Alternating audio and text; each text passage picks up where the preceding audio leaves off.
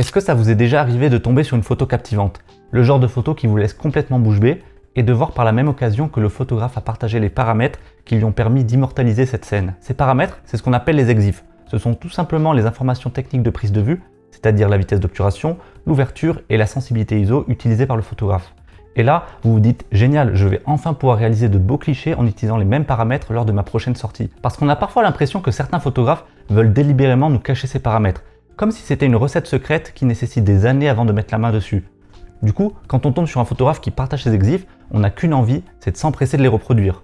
En tout cas, c'est comme ça que je raisonnais durant mes premiers mois de photographie, et je reconnais avoir déjà essayé quelques fois de reproduire des paramètres d'autres photographes, et c'est probablement votre cas. Comment je sais ça? Eh bien, vous me faites régulièrement des retours par email à propos de mon guide sur la composition. D'ailleurs, je vous en remercie infiniment. Et on m'a à plusieurs reprises suggéré l'idée de partager les EXIF des différentes photos qui illustrent le guide. Alors, je comprends tout à fait ce besoin, mais croyez-moi, si je veux réellement vous aider à progresser en photographie, c'est la pire chose que je puisse faire. Quand on débute, on pense que copier les EXIF d'une photo réussie garantit un résultat plus ou moins similaire, alors qu'en réalité, c'est tout le contraire. En procédant ainsi, on se tire une balle dans le pied d'entrée de jeu, et c'est le meilleur moyen d'obtenir des photos sans âme et sans saveur. Je vais vous expliquer pourquoi je pense que c'est une mauvaise idée et vous partager à mon sens le meilleur moyen de procéder pour obtenir des photos qui vous ressemblent. Pourquoi les EXIF ne suffisent pas? Première raison évidente, chaque paysage est unique. La lumière, la météo et les saisons changent constamment et vous ne vous retrouverez jamais dans les conditions exactes de prise de vue que le photographe qui a pris la photo dont vous souhaitez vous inspirer. Utiliser exactement les mêmes paramètres donnera une exposition totalement différente. Et vous risquez donc de vous retrouver avec une photo surexposée avec des lumières cramées ou sous-exposée avec des ombres bouchées. Le but premier des paramètres du triangle d'exposition, c'est simplement de bien exposer la photo. Vous devez donc adapter les paramètres à la situation qui se présente face à vous. Deuxième raison un peu moins évidente, pour la plupart des photos de paysage, on peut obtenir exactement la même photo en utilisant des paramètres bien différents. Prenons cette photo en exemple. Voici les EXIF. Et voici la même scène avec des paramètres différents, et encore la même scène avec des paramètres différents.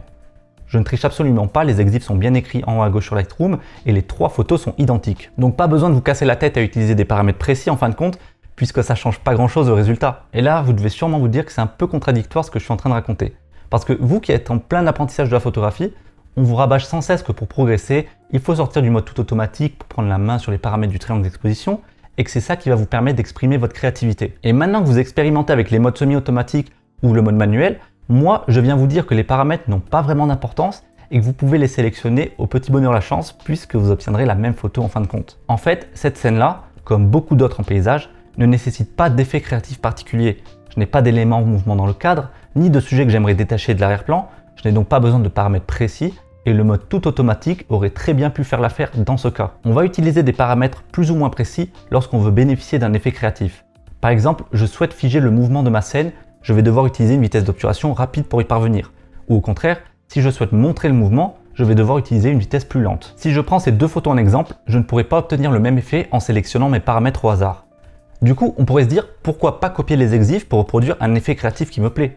Eh bien, ça peut fonctionner, mais il y a quand même un hic. Troisième raison, on peut imiter un effet créatif, mais pas à 100%. En copiant les EXIF dans le but de reproduire par exemple un flou de mouvement, on peut obtenir un résultat qui s'en rapproche, mais votre effet n'aura certainement pas la même intensité parce que vous vous retrouverez encore une fois dans des conditions différentes. Tous les cours d'eau ne s'écoulent pas de la même manière, les vagues ne déferlent pas non plus à la même vitesse en fonction de la météo, et c'est la même chose pour les nuages. Ils peuvent être plutôt statiques dans le ciel, comme ils peuvent se déplacer très vite lorsqu'il y a du vent. Une même vitesse d'obturation ne vous donnera pas le même résultat si votre sujet a une vitesse différente que celui de la photo dont vous vous inspirez. J'en parle d'ailleurs dans ma vidéo sur la pose longue. Je dis que 1/4 de seconde, c'est généralement la vitesse qui me donne les meilleurs résultats pour lisser la surface de l'eau, mais c'est pas toujours le cas. Ça dépend de mon sujet et de sa vitesse. Alors ça sera certainement une valeur assez proche, mais il faut tout de même que j'adapte les paramètres en fonction de ma scène. Dans une autre situation, si je vois une belle photo de vague figée et bien nette à 1/200 de seconde, peut-être que pour les vagues que je vais photographier, ça ne sera pas suffisant et j'aurai un léger flou de mouvement. Là, j'ai seulement pris un exemple pour la vitesse d'obturation, mais c'est également le cas pour l'ouverture du diaphragme et les effets créatifs qui lui sont associés. Il y a plein d'autres paramètres qui affectent la profondeur de champ et la qualité du bokeh. Je prépare d'ailleurs une vidéo sur ce sujet qui apparaîtra ici.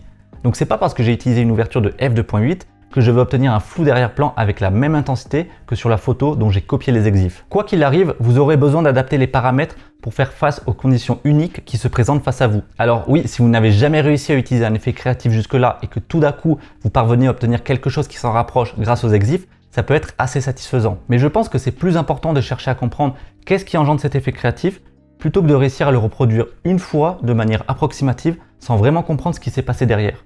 Et c'est exactement ce qui s'est passé pour moi à mes débuts. La toute première fois que j'ai réussi à lisser l'eau d'une cascade, c'est parce que j'avais bêtement copié des exifs et j'étais plutôt content de la photo que je venais de réaliser, mais je comprenais pas vraiment comment j'avais fait. Donc j'étais incapable de doser l'intensité de l'effet et surtout, j'étais totalement incapable de reproduire cet effet sur d'autres sujets. Bon, tout ça c'est très bien, mais au-delà de ça, il faut pousser la réflexion plus loin.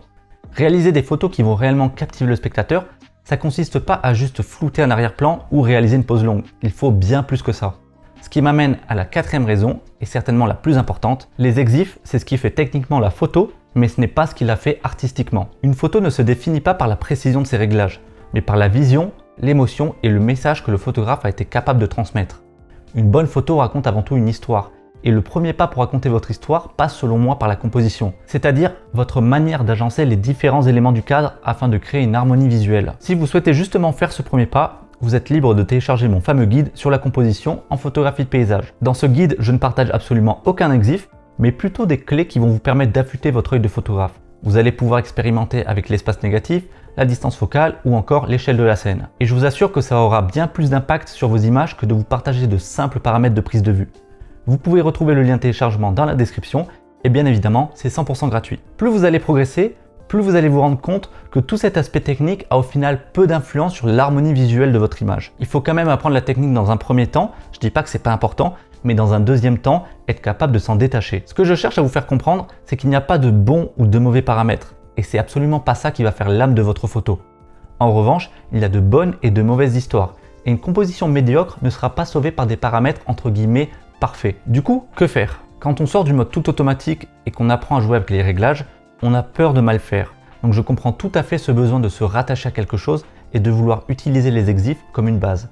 On a envie de progresser rapidement, on a envie de bien faire tout de suite. Mais la dure réalité pour les plus débutants d'entre vous, c'est d'accepter que faire de mauvaises photos, ça fait partie de l'apprentissage et il ne faut pas brûler les étapes ou chercher une sorte de raccourci. Ça ne veut pas dire pour autant qu'on ne peut pas s'inspirer du travail d'autres photographes, mais se focaliser sur les exifs, à mon sens, c'est pas la bonne manière de s'inspirer. La bonne manière de faire serait plutôt de chercher à comprendre qu'est-ce qui m'a plu dans cette photo. Ça peut être un simple élément au niveau de la composition, ça peut être la gestion de la lumière, la perspective, la retouche, le cachet de l'image et bien d'autres éléments. Ensuite, prendre un concept ou une idée que vous trouvez pertinente et essayer de l'implémenter lors de votre prochaine sortie photo. Vous allez voir que des fois ça marchera très bien et d'autres fois pas du tout. Dans ce cas, il faut chercher à comprendre pourquoi. Est-ce que je l'ai mal utilisé ou c'est simplement pas adapté à ma scène? Ou peut-être que ça ne me correspond pas tout simplement. C'est en se posant ce genre de questions qu'on se rend compte que la photographie va bien au-delà du fait d'appuyer sur un simple bouton. Il y a tellement d'éléments à prendre en compte au-delà des réglages pour créer cette harmonie visuelle que les exifs, c'est vraiment le dernier de vos soucis. Et puis, à force d'expérimenter, vous allez petit à petit identifier des éléments qui vont être récurrents dans votre travail. Et ça, c'est un premier pas vers la découverte de votre style photographique qui sera sans doute un mélange de vos nombreuses inspirations. Mais c'est certainement pas les paramètres que vous allez utiliser qui vont définir ce style et qui vous êtes en tant que photographe. Personne ne vous complimentera sur les exifs de votre photo. Mais en revanche, on vous complimentera certainement sur votre approche et votre regard de photographe. Bon, en soi, c'est pas la fin du monde si vous cherchez à reproduire des paramètres précis. Mais ce qui risque de se passer, c'est qu'en vous focalisant trop sur ces derniers, vous risquez de faire abstraction de tout ce qui fait réellement l'essence de la photographie.